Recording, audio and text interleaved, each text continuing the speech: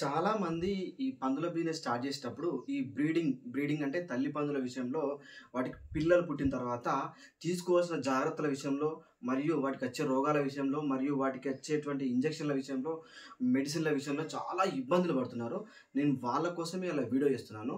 అయితే first delivery పుట్టిన రోజు నుంచి అది పెరిగే విధానం దాకా అంటే పుట్టినప్పటి నుంచి పెరిగే విధానం వరకు ఏమేమి ఇవ్వాలని చెప్పేసి పూర్తిగా మీకు చెప్పడం జరుగుతుంది. ఈ పుట్టినప్పటి నుంచి డెలివరీ తర్వాత పుట్టినప్పటి నుంచి మనం ఎదిగే వరకు ఏ విధమైనటువంటి మందులు ఇవ్వాలి, ఎలాంటి ఇంజెక్షన్లు ఇవ్వాలి, ఎలాంటి వ్యాక్సిన్లు ఇవ్వాలి, మరియు ఎలా ముందుకు తీసుకెళ్ళాలి, ఎలా పెరిగే విధానంలో తీసుకోవాల్సిన జాగ్రత్తలు ఏంటో ఇప్పుడు మనం తెలుసుకుందాం. డే 1 నుంచి డే 3 ఈ మధ్యలో మనము ఈ టేల్ కటింగ్ అదే తోకలు మరియు ఈ పండ్లు కటింగ్ ఉంటుంది. తర్వాత 3వ రోజు ఐరన్ ఇంజెక్షన్ ఇవ్వాల్సి ఉంటుంది. పుట్టినప్పటి నుంచి 4వ రోజు బి కాంప్లెక్స్ ఇంజెక్షన్ ఇవ్వాల్సి ఉంటుంది.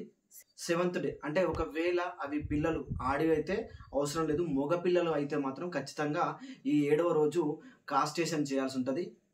పుట్టినప్పటి నుంచి 10వ రోజుకి మనము డీవార్మింగ్ అంటే నట్టల మందు, ఈ పురుగుల మందు ఉంటుంది కదా, వాటికి ఖచ్చితంగా ఇవ్వాల్సి ఉంటుంది.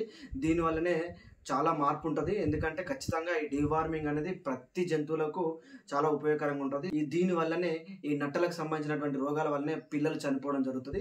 కాబట్టి ఈ డీవార్మింగ్ అనేది ఖచ్చితంగా ఇవ్వాల్సి ఉంటుంది. 11వ రోజు ఈ పుట్టినప్పటి నుంచి ఈ 11వ రోజు మనము ఈ లివర్ టానిక్ ఇవ్వాల్సి ఉంటుంది. పుట్టినప్పటి నుంచి 13వ రోజు అంటే 13వ రోజు లివర్ టానిక్ తర్వాత మళ్ళీ ఐరన్ ఇంజెక్షన్ ఇవ్వాల్సి ఉంటుంది. మళ్ళీ 14th డే మళ్ళీ బి కాంప్లెక్స్ మళ్ళీ రొటేట్ చేయాల్సి ఉంటుంది. బి కాంప్లెక్స్ కూడా ఖచ్చితంగా ఇవ్వాల్సి ఉంటుంది. బి కాంప్లెక్స్ వల్ల ఈ లివర్ టానిక్ వల్ల ఈ డీవార్మింగ్ వల్ల పిల్లల్లో ఎలాంటి రోగాలు రాకుండా మంచి ఎదుగుదల ఖచ్చితంగా ఉంటుంది. దయచేసి నేను ఏమంటానంటే ఈ పిల్లల విషయంలో ఖచ్చితంగా ఈ ప్రాసెస్ అనేది ఖచ్చితంగా మనకు అవసరం ఉంటుంది. మళ్ళీ చెప్తున్నాను, ఈ డీవార్మింగ్, బి కాంప్లెక్స్ మరియు ఐరన్ ఇంజెక్షన్ అనేది చాలా అవసరం. మళ్ళీ రొటేట్ అవుతూనే ఉంటుంది. ఈ 40వ రోజు మనము డీవార్మింగ్ అనేది ఖచ్చితంగా ఇవ్వాల్సి ఉంటుంది. ఈ 40 రోజుల తర్వాత పుట్టినప్పటి నుంచి 40 రోజుల తర్వాత మళ్ళీ 60వ రోజు అంటే 2 నెలల తర్వాత మనము ఈ వ్యాక్సిన్ ఇవ్వాల్సి ఉంటుంది. ఆ వ్యాక్సిన్ ఏంటంటే సైన్ ఫీవర్ వ్యాక్సిన్. సైన్ ఫీవర్ వల్ల చాలా రోగాలు వస్తాయి. ఈ సైన్ ఫీవర్ అనేది చాలా ప్రమాదకరము. దానివల్ల మన షెడ్డే ఎత్తేయడం జరుగుతుంది. కాబట్టి సైన్ ఫీవర్కి సంబంధించినటువంటి వ్యాక్సిన్ అనేది 2 నెలల తర్వాత ఇవ్వాల్సి ఉంటుంది. ఈ సైన్ ఫీవర్ చాలా ప్రమాదకరము. మనకు కరోనా అయితే ఏ విధంగా వచ్చి మనం ఎలా చనిపోతామో సేమ్ టు సేమ్ అలాగే మనము ఆ షెడ్లో ఖచ్చితంగా ఉన్న ప్రతి ఒక్క జంతువు చనిపోవడం జరుగుతుంది. ఖచ్చితంగా మనము ఈ సైన్ ఫీవర్ వ్యాక్సిన్ ఖచ్చితంగా వేసుకోవాలి. ఈ సైన్ ఫీవర్ వ్యాక్సిన్ వేసుకున్న తర్వాత ఈ 90వ రోజు మనం ఖచ్చితంగా మళ్ళీ చెప్తున్నాను, మళ్ళీ డీవార్మింగ్ వేయాల్సి ఉంటుంది. డీవార్మింగ్ అనేది చాలాసార్లు మనం ఇప్పుడు చూసినంతలా డైరెక్ట్గా నేను కరెక్ట్గా పర్ఫెక్ట్గా చెప్పాలంటే మనం 3 సార్లు వేయాల్సి ఉంటుంది. అంటే మనం దాన్ని ఒక ప్రాసెస్ ప్రకారం ఖచ్చితంగా వేయాల్సి ఉంటుంది. ఒక ప్రాసెస్ ప్రకారం చేయాల్సి ఉంటుంది.